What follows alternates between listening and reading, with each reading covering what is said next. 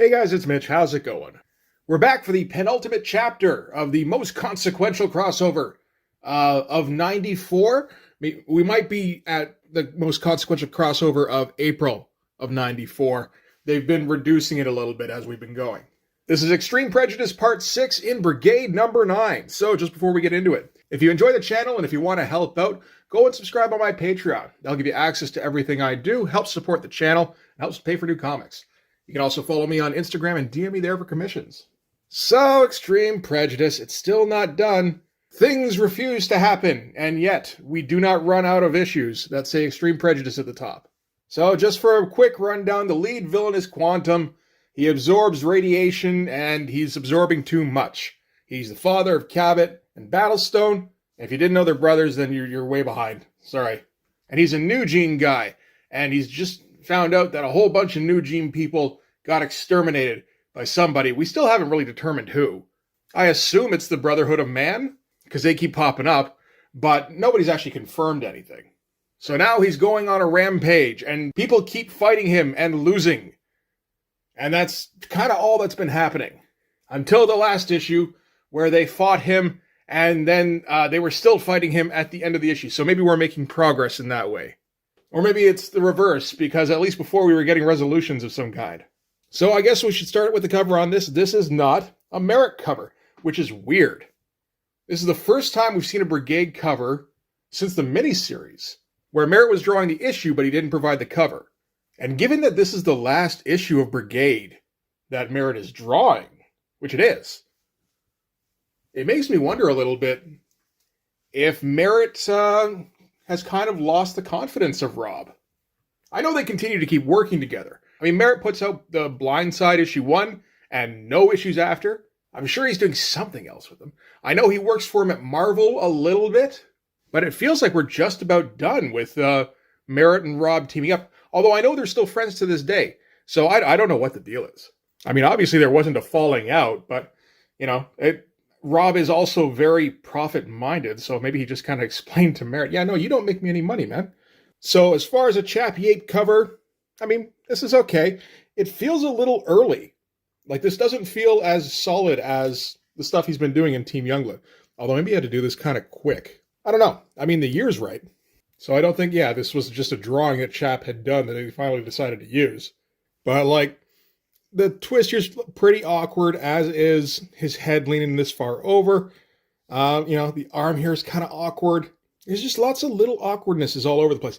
It's tough to really sort them out, I guess, because, I mean, Chappie Ape does have a lot of little awkwardnesses in his style, at least at this time.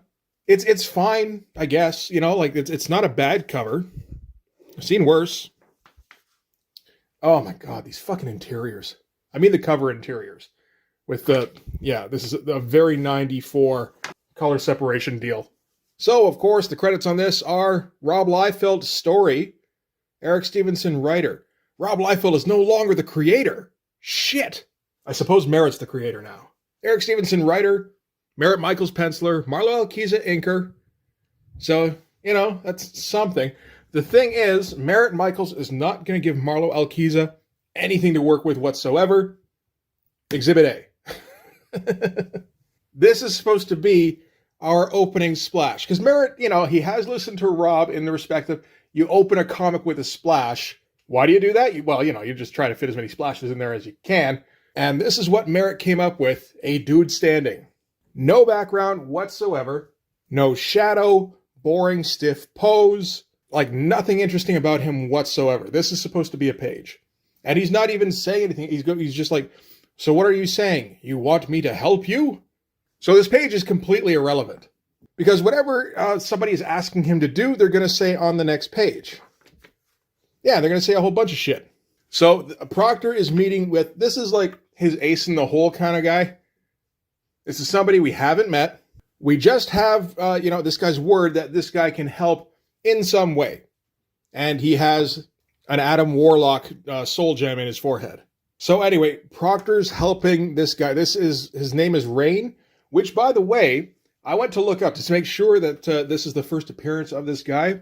It's also the name of the leader of the Factor, who were the bird people in the Brigade miniseries. So in this case, the guy that Battlestone kept referring to as Birdman. So I guess like Rob thought that name was pretty good and was a little pissed that he'd used it up and then was never going to go back to the factory again. So yeah, anyway, Proctor is asking this Rain guy to help him with Quantum. And Rain is just going to go, blah-de-blah-de-blah. I'm not your student anymore. You can't just point and go, yo, do that thing, and I'll do that thing. And he's like, I'm not telling you to do the thing. I'm asking you as a friend. Plus, look outside. He's messing up the street pretty bad. I thought he was at the Washington Monument. I guess the battle has moved to right outside this guy's apartment. So that was handy. So Rain gets to address everybody in the Extreme Universe, except for the 4 guys who were sent off on the Rescue Battlestone mission. And he's going to say exactly what you think he's going to say, because that's what Eric Stevenson characters say. Exactly what you think they're going to say. So he says, you poor misguided fools, is the cold embrace of death all your kind understand? Are you truly so bound and determined to subvert my intentions that you're willing to sacrifice life after life to stop me? No lives have been sacrificed just yet, just to point out. And Cabot goes, we'll do whatever it takes to stop you, Quantum. You keep talking about vengeance and retribution, but if you want to get through us, you're going to have to go through us. That's not a Cabot quote, that's a me quote, but still, that's what he's saying. And the spread itself, I don't know, the layout's not terrible. Having Quantum take up one whole page isn't a bad idea. And then being able to fit in everybody here, that's not too bad either. The finish is fucking awful. None of these characters look good. I mean, to be fair, they look better than they will when Richard Horry draws them next, but this is still, like, not acceptable for a professional comic book. So then we have a moment where all of the Brigade guys, because this is a Brigade comic, so we should be, focusing on the Brigade guys a bit, I guess. That's something. They're doing that. I'm not sure how much we really focused on Youngblood in the last issue of Youngblood. It felt like an everybody kind of issue. But Seahawk's thinking, what are we doing sitting here fighting right next to these Bloodstrike guys who tried to kill us a little while ago, and who did kill Stasis. He doesn't really mention that, but they did do that. And Cold Snap thinks, well, first of all, he notices that Seahawk is getting kind of squirrely. I'm guessing that happens fairly often, so he can just tell. And he says, at least now we've got some semblance of a game plan, which may be true. By the end of this issue, we still won't know what it is, but there is an indication there is some kind of strategy going on. So I'll point that out when we get there. And he goes, I was stupid before, didn't give myself a chance to think before I charged at Quantum, and it cost me twice. But this time it'll be for keeps. None of which means anything. And then Thermal is probably thinking about the big scoop that this is going to be, right? Okay, so yeah, thinks it's weird that they're fighting alongside Bloodstrike and Youngblood, and wonders who the fuck the new men are. And the page itself, not particularly great. There's like something wrong with each one of these panels. I mean, part of it is that these characters have no finish on them. There's no shadow. It's just really light, not even like rendering, just a couple of lines indicating where muscles should be, which makes me think that maybe Jonathan Sabal fills in a lot more for merit than, Marlo Alquiza is used to. And then this face here, like the eye is way too far off center. The rest of it actually doesn't look too bad. And this is one of the first times we've seen him draw Cold Snap from a different angle than straight on, where it doesn't look terrible. But that eye does kind of fuck everything up. And this one, just kind of minimal and boring. I mean, that is, this one as well. He's not putting in any effort, or at least not on pages like this anyway. So from there we cut back to the old Brigade headquarters where at the end of the last issue, the team that was rescuing Battlestone got confronted by the Brotherhood of Man. No real reason why they would be there, unless they were tracking Quantum and they knew that he left a dude there. Like, there really is no reason at all for the Brotherhood of Man to have come across that particular place. And Battlestone, going against type, is going to appeal to their better nature. He's going to say that there are more important things right now than settling scores and getting into pointless fights. He says here, Quantum's the real threat. Why not deal with him now and worry about us later? And the Brotherhood of Man guys go, very well, we'll let you live for now. So it worked. So that was the correct decision, apparently. And Battlestone made it. Decent giant head. Merritt has sometimes done decent giant heads. He has also probably gotten help doing decent giant heads, so who knows. Anyway, Exit and Dutch start going, I can't believe that actually fucking worked. And I guess as a moment of rest, Dutch takes his helmet off for the first time, and Battlestone, who was just now, like 5 seconds earlier, saying we shouldn't be doing pointless fights, there are priorities, takes a swing at Dutch because he recognizes him as the guy who killed him. Now, I mean, it's fair that that particular set of circumstances would probably set a dude off. I'll admit, yeah, no, actually, it's actually kind of justifiable. Assuming that Dutch is the guy that actually killed Battlestone. I mean, there's actually no confirmation in this issue. It's just funny considering what happened the exact page before this. I don't mind the page layout on this, though. Again, the finish isn't any good at all. But with the worm's eye view on the Dutch angle, yeah, that's all right. So that's kind of what it looks like. Yeah, he's not too tilty or anything. Yeah, that works out okay. And if you're ever wondering what Dutch looked like under his helmet, he's just a regular dude with a shaved head. I don't know if that's disappointing or not. It might be. So Dutch says he doesn't recognize him. Boone and his fucking awful haircut. Like, what the fuck is going on here? Merritt just gave up on this panel. Says that, you know, now's not the time to fight each other. He's on our side, blah, blah, blah, blah, blah. Battlstone's like, I don't know what side he's on. But whatever the case, I'll deal with it later. So just had to get the one punch in before remembering that he was the one that was just talking about prioritizing. This face, not nearly as good.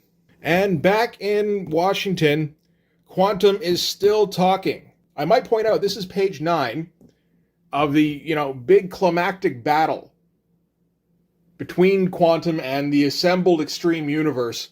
And there has not been any fighting yet. There's been a lot of talking about fighting. Although we haven't spent a whole lot of time with them in this issue.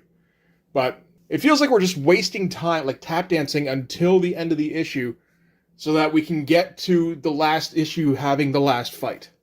So let's see how well Eric Stevenson can filibuster. He says, your time is fast at hand, my friends. You must choose. Do you die here today, painful, humiliating deaths, or do you abandon this foolish charade once and for all? I cannot force your will, nor change your minds, no more than you can sway me from my path of righteous vengeance. For so long as I have lived, I have seen people slaughtered by the thousands, for reasons no more substantial than the color of their skin, or the nature of their god, or their extreme prejudice. I'd almost like to go back and count just how many times Quantum has gone over these exact points with everybody here. It feels like at least 3. And let's see, Thermal does a somersault, so I guess, was fighting going on here? I assume this, okay, so maybe this is Thermal here and this is Quantum? There's no real indication that they're doing anything. And she gets caught by, I assume, a Newman, because I have no idea who that's supposed to be. And the guy who caught her, oh yeah, this is Bird. So the guy who caught her, with his stupid fucking name, starts going, I don't know if we're on the right side on this one, because, like, we're the New Gene people he's talking about, and my parents got killed by a mob of, like, prejudicial humans. Extremely prejudicial. Which is weird. But, yeah, I mean, it's almost like a twist. And this here is Crucible and her 5 necks in one. And she's like, you can't think that way, or we become just as bad as our persecutors. And Quantum is, like, kind of thrilled that somebody is finally taking his side in this. So he starts talking to this guy directly. And he's just like, I understand you have many questions, young man. It's tough being a New Gene. Do we live and let live? Or do we rail against our oppressors? It's a choice we all have to make. While he stands there destroying a city and looking like the devil, And yeah, shit page. Slightly better page. At least it has like something kind of like an anchor image. Not the best pose, but it's okay. And then we're going to cut to Sentinel going, oh man, I'm so busy doing electronic stuff. So this is all blah-de-blah-de-blah. I'd hoped that Quantum's metabolism would compensate for the increased energy it was draining. But at this point, it seems his condition is more complicated than I anticipated. It's like, if everything I've gleaned from my instrumentation is correct, our only chance of stopping Quantum and the potential harm he may have on the Earth's environment is this null field inhibitor. So, okay, all of this was blah, blah, blah, blah, blah, null field inhibitor. He's working on that, whatever that is. I assume that's something that's supposed to dampen his powers. So it seems their strategy is distract him while Sentinel invents a thing. Which is like, okay, I guess that's something. And I guess Sentinel has a fake eye, because like every time I've seen him now, he has this green eye, the glowy thing. See, Team Youngblood number 1, it doesn't seem like he does. Maybe that was like something that happened at some point. Shit, did things happen in Team Youngblood? I never would have suspected.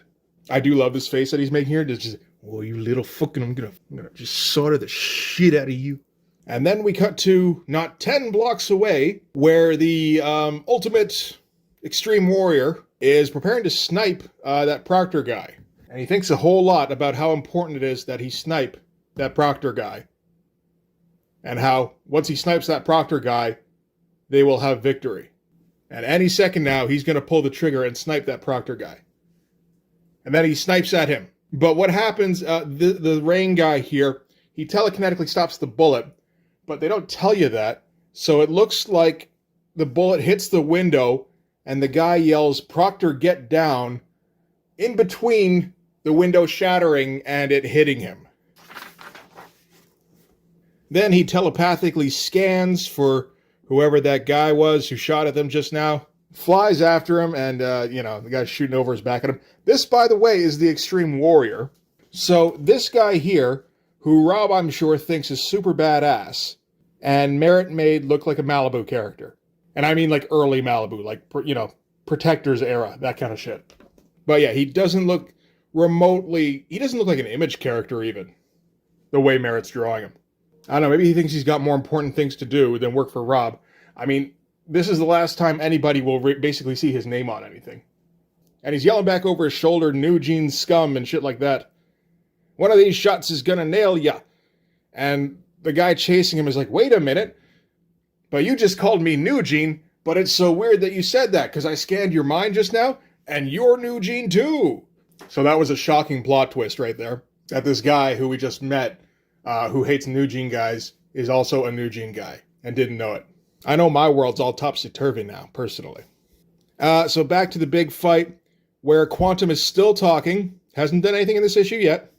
Still just going, delude yourselves for as long as you like. In the end, only Quantum will stand triumphant. It's fine for a big close-up of a face. That's like the easiest fucking face he could draw. He's better at it now than he was like a couple of years ago, at least. He wasn't any kind of good at this. He's gotten a little better than that. Again, presuming that he's drawing this. I think he probably is. And then everybody shoot. And do they hit him? I mean, it doesn't look like it. It doesn't look like anybody came anywhere near him, to be honest. So Photon yells at him in broken English. I didn't know he did that. It does make this a little bit sillier. And Shogun's like, or to put it in slightly more colloquial terms, and you get your big extreme lettering for "kiss off." It's like, man, you guys are breaking all the rules.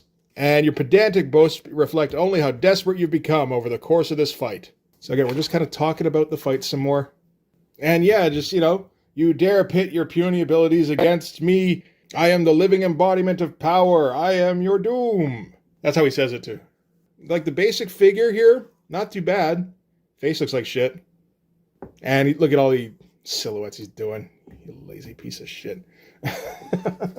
I've done that too, I guess so. But he did that earlier too here. I forgot to bring it up. Where, like, look at that shit. Look how big that profile's supposed to be, and he blacks it out. Man. So he says, "So you see, you are nothing to me, as still nobody has hit anybody in this issue." And then weird choice to tilt the word balloon here. And, your fortitude and persistence in the face of such thankless odds has guaranteed you a place in history, despite your impending exit from this mortal coil. We still gotta talk. We gotta say things. So many things. "For though your spirits leave this earth, what remains will live on as a smoldering monument to your undying stupidity." So they're still just going, "We're gonna take you down." "Ah, you can't do that. I'm so tough." "Not so tough, we can't take you down." "You could try to take me down if I wasn't so tough." And then it seems like he gets hit by something. Nobody was really gearing up any kind of shot. This is the first time that anybody has been hit by anything in this comic, and this is page 20. Oh, wait, no. Battlestone punched Dutch. That's right. And I guess that hurt because he's like, fools, this changes nothing. Like he's been defeated. And the time has come for you to pay for your folly. But then Battlestone showed up with his group of guys. That's a terrible shot. Everything in here is terrible. This looks okay, particularly that head, which makes me think it's not Merritt. And then big double-page splash. The only one paying for anything here today is you. And nothing happened in that entire fucking issue. Like, how many Extreme comic pages are just posturing? So guys on opposite sides of each other just yelling back and forth about how powerful they are and how we're, your time is up and we're going to take you down. And I'm so tough. I'm so tough, in fact, that you can't take me down. That kind of thing. It's, oh my God. This is why I say, like, everything Extreme put out was a scam. These aren't comics. Nothing happens. Like, they're not even, like, you can argue whether Youngblood is a collection of cool shots. If you like Rob Liefeld's style, sure it is. But there's nothing to like in this, in any of these. And Rob isn't drawing any Extreme books right now. And he hasn't for like 6 months at this point. But yeah, the whole thing is just a fucking carnival to distract the rubes into not realizing that they've given you money for nothing yet again. It's like, oh, maybe this is the one in which the things happen. No, that's going to happen in the 7th issue. I mean, probably. Oh, and a funny little Ask the Creative Team, what would you be doing if you weren't in comics? And some of these guys have answers. Rob Liefeld says he'd be a DJ. I go, okay. I mean, all right, that's weird, but okay. Marlo Alquiza says he'd probably continue in school or maybe get a master's in fine arts. Kurt Hathaway says he'd still be in the film business, so I guess that's where he was before this. And he says working as an editor. So those are real answers, at least. And then Eric Stevenson says I'd be looking for work. And Merritt Michael says I'd be a bum on the street. And it's like, yeah, that sounds about right, too. Of course, these days, Eric Stevenson is actually the editor-in-chief at Image Comics. No, you got a pin-up. Is it better than what Merritt did?